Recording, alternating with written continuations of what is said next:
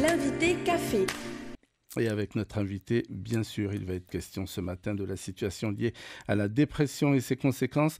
Bonjour, colonel Cédric Rigolet. Yolanda, bonjour à tous. Vous êtes le directeur adjoint en même temps de la protection civile. La dépression annoncée a surpris tout le monde hier par son intensité et par sa trajectoire. Que s'est-il passé finalement ? Alors, très difficile pour nous de dire ce qui s'est passé, mais effectivement, on suit cette dépression depuis vendredi de manière très étroite, en lien avec Météo France. Et effectivement, hier, cette dépression a changé de trajectoire, comme c'est très souvent le cas. Il est très difficile pour Météo France de prévoir à la fois l'intensité, mais aussi la trajectoire. Et hier, elle a obliqué vers le sud, ce qui va nous permettre d'épargner certainement les territoires de Mopelia et des îles sous le vent et des îles du vent. Alors, qu'est-ce qu'on peut dire en résumé ? Plus de peur que de mal ? Alors, il est un peu tôt pour dire plus de peur que de mal, puisque la dépression est encore active. Nous allons réaliser un nouveau point de situation ce matin avec Météo France pour voir comment la trajectoire, comment l'intensité évolue. Et puis on vous diffusera des informations évidemment beaucoup plus précises et détaillées en fin de matinée. Mais on verra comment la situation évolue. En tout cas, ce qu'il faut noter, et on l'a entendu au travers de vos divers reportages, c'est que l'ensemble de la population s'est préparée, a mis en place les mesures de prévention et de précaution qui étaient nécessaires pour faire face à ce type d'événements. Alors du côté du Haut-Commissariat de la République, on avait activé, j'imagine, un plan, une cellule de crise. Elle est toujours en activité ? Oui, elle a été activée dès vendredi matin, quand Météo France nous a signalé que les dépressions prenaient de l'ampleur et en tout cas risquaient d'affecter les territoires de la Polynésie. Et depuis vendredi, en lien avec Météo France d'abord, mais aussi avec tous les services du pays, les services de l'État, nous faisons des points très réguliers, au moins un point par jour, pour vérifier comment évolue la situation. Et puis nous avons mis en place le plan Orsec cyclone. Nous n'avons pas affaire à un cyclone, mais c'est le plan qui nous permet de faire face aux dépressions, quel que soit le type de leur intensité. Et donc nous avons classé les différents territoires en fonction des niveaux qui existent dans ce plan.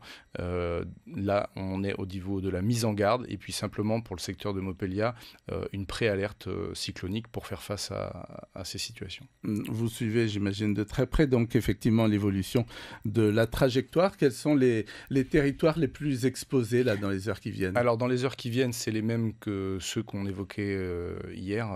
C'est d'abord Mopelia, qui est classé en préalerte, qui reste classé en préalerte, qui pourrait être touché d'abord par la dépression à partir de demain, vraisemblablement, comme le disait le maire. Et puis ensuite, on a deux autres territoire, d'abord la société qui est aussi qui a été positionnée en mise en garde, c'est-à-dire le premier niveau d'alerte et d'information, tout comme les Austral Centre et Austral Ouest qui sont encore classés en mise en garde cyclonique. Et puis on fera un point ce matin, comme je l'évoquais, et l'évolution des classements des différents territoires pourrait intervenir en milieu de matinée. De matinée.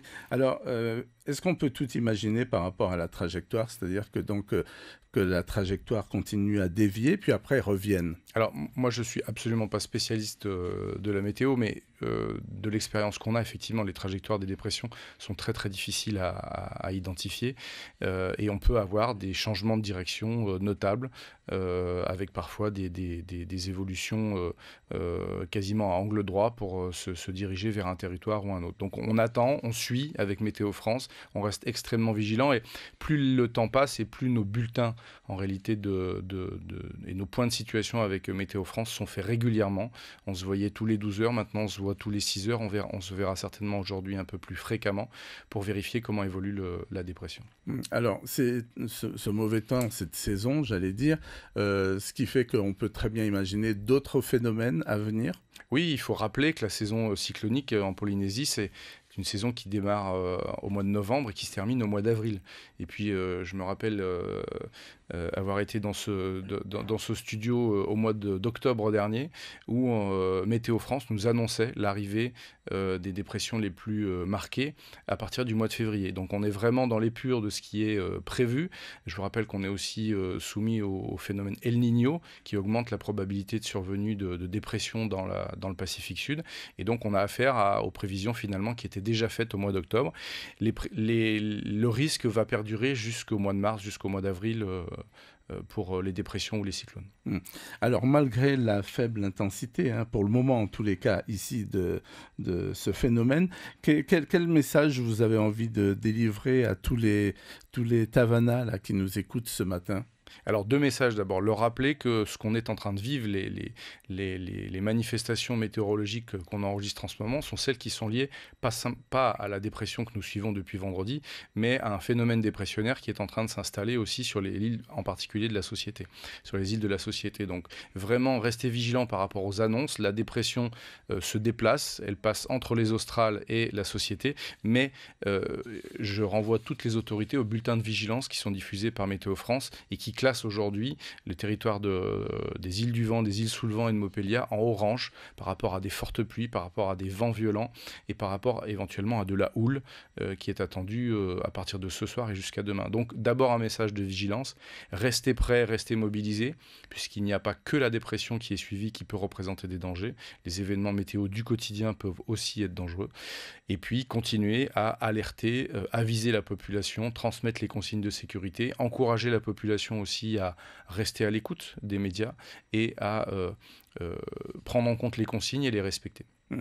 Alors la météo n'est pas une science forcément exacte à 100%, on vient de le voir encore une fois. Qu'est-ce que vous répondez à ceux qui disent oui mais la météo s'est trompée ?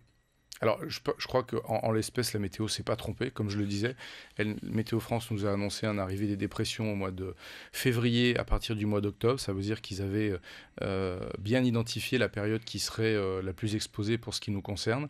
Et puis ensuite, effectivement, c'est une science qui n'est pas exacte aujourd'hui. Les modèles nous donnent des orientations avec des niveaux de probabilité, mais qui ne sont pas irréprochables. Et donc, on observe, on suit et on monitore tout ce qui peut survenir sur le Pacifique. D'accord. En tous les cas, de votre côté, de la protection civile, vous êtes, j'allais dire, armé, suffisamment armé, prêt pour faire face, si jamais donc un phénomène encore plus fort revenait. Oui, on est prêt, comme j'aime à le rappeler, c'est-à-dire que chaque année en Polynésie, un exercice cyclone est organisé. On n'attend pas d'être certain qu'une dépression arrivera pour se préparer. L'exercice cyclone cette année a eu lieu très très tôt, début septembre, puisque nous anticipions sur l'arrivée du phénomène El Niño. Et donc nous avons préparé les services de l'État, les services du pays, les communes à faire face à ce type de situation.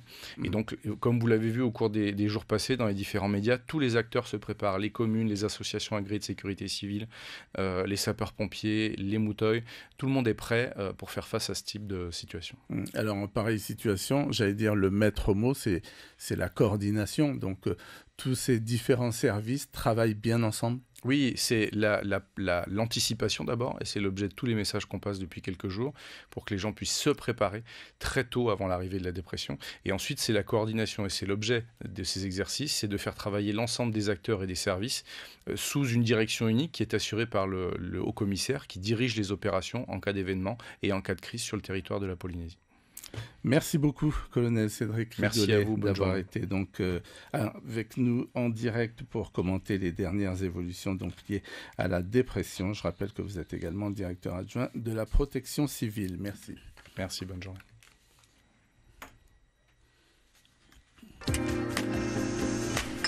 L'invité café.